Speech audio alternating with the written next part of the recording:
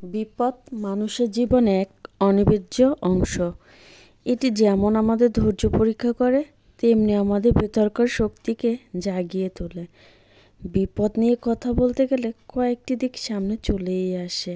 বিপদে পড়লে অধিকাংশ মানুষই দিশেহারা হয়ে পড়ে, কিন্তু ইতিহাসে দেখা গেছে যারা বিপদের সময় ধৈর্য ধারণ করে তারাই শেষ পর্যন্ত জয়ী হয়। বিপদ আমাদের শেখায় যে আমরা আসলে কতটা শক্তিশালী। কথায় আছে, বিপদ একা আসে না, শিক্ষা নিয়ে আসে।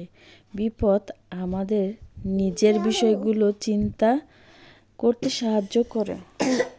আসসালামু আলাইকুম, কেমন আছেন সবাই জানাবেন। আজকে আমরা গিয়েছিলাম আন্তর্জাতিক বাণিজ্য মেলা পূর্বাঞ্চল।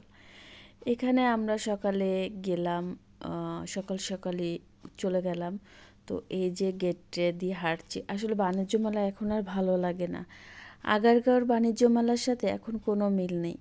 এখানে গেলে সেই আগের যে বাণিজ্য মেলার একটা প্রাণবন্ত একটা খুশি, সেটা কেন যেন পাইনি। কারণ এখানে অনেকটা লং, ঢাকার থেকে বাহিরে যেতে হয় এবং যাতায়াত ব্যবস্থা খুব বেশি একটা ভালো না। তারপর হচ্ছে এখানে রাস্তা দিয়ে যেতে অনেকটা কষ্ট হয়ে যায়। তো আমার কাছে সব মিলিয়ে বেশি একটা ভালো লাগে না। এতে আমরা এখন হচ্ছে বাণিজ্য মেলার জন্য টিকিট কাউন্টার থেকে টিকিট সংগ্রহ করছি। তো এখানে প্রচণ্ড রোদ, যদিও এখন শীতকাল, কিন্তু রোদটা অনেক ভালো লাগছিল সকালবেলা। তো আজকে বাণিজ্য মেলা একদম ফাঁকা। এটা হচ্ছে মেইন গেট, মেইন এন্ট্রি। তো এখান দিয়ে হচ্ছে আমরা বাণিজ্য মেলার গেটে ঢুকছিলাম। তো আমার ছেলে তার বাবার কোলেই ছিল। তো গেটটা সুন্দরই লাগছিল। বাহির থেকে যতটা ভালো লাগে বাণিজ্য মেলার লোকেশনটা দেখতে, বা বাণিজ্য মেলা বাহিরটা আমার খুবই ভালো লাগেছে, কিন্তু ভিতরে গেলে আসলে মেলার কোনো সৌন্দর্য আমি পাই না। আগে যে বাণিজ্য মেলা একটা জমজমাট ভাব ছিল, ওইটা কিন্তু এখন আর নেই। তো আর কি করার, শখ বাণিজ্য মেলা আসবো তাই ঘুরতেছি, দেখি কি করা যায়। এখানে অনেক অনেক সুন্দর সুন্দর কুকারিজ আইটেম। আমাদের মেয়েদের মন তো সবসময় কুকারিজ আইটেমের উপরে চলে যায়।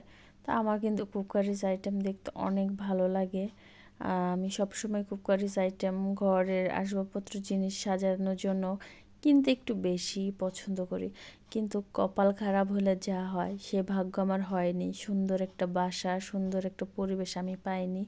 যাই হোক, তারপর আল্লাহর কাছে আলহামদুলিল্লাহ বলি যে যতটুকু পেয়েছি আল্লাহর কাছে শুকরিয়া। তো আপনারাও আমাদের জন্য একটু দোয়া করবেন যেন আমাদের ছোট ছোট স্বপ্নগুলো একটা সময় পূরণ করতে পারি।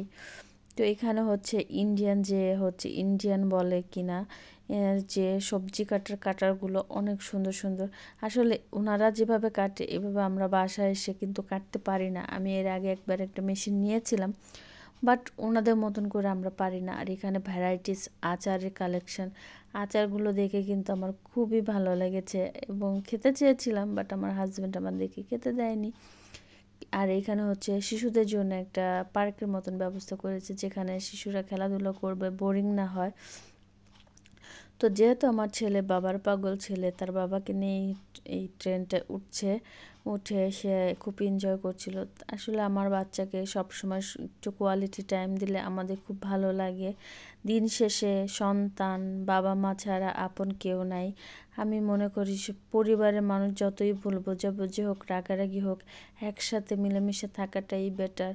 তো হয়তো বা আমাদের জীবনে অনেক কিছুই অপূর্ণতা রয়ে গেছে, তারপরও হচ্ছে আমি সবচেয়ে বেশি খুশি যে আমি আমার সন্তানকে তার বাবা মার ভালোবাসাটা দিতে পারছি। এটাই আমার কাছে আলহামদুলিল্লাহ। এখানে কিন্তু বাণিজ্য মেলার একটা স্পেশাল আকর্ষণ হচ্ছে স্মোকি বিস্কিট। এটা মুখে দিলে মানে নাক মুখ দিয়ে ধোঁয়া বের হয়, আর হচ্ছে খুব ঠান্ডা। তো আমি কিন্তু খেয়েছিলাম খুব সাহস করে, যদিও আমার এইসব অভ্যস্ত নাই, তারপর আমি সাহস করে স্মোকি বিস্কিটটা নিয়েছিলাম।